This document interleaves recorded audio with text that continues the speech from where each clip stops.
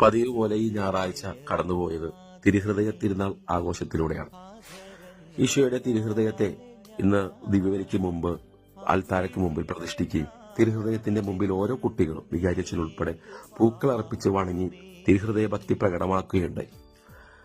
ഓരോ ക്ലാസ്സിലെ കുട്ടികളും അവർ കയ്യിൽ കരുതിയ പൂക്കൾ തിരുഹൃദയത്തിന്റെ മുമ്പിൽ അർപ്പിച്ച് പ്രാർത്ഥിച്ചിട്ടാണ് തിരുഹൃദയ ഭക്തി പ്രകടമാക്കിയത്. ഒപ്പം ഓരോ അധ്യാപകരും അവരും ഓരോ റോസാപ്പൂക്കൾ തിരുഹൃദയത്തിന്റെ മുമ്പിൽ സമർപ്പിക്കുകയുണ്ടായി.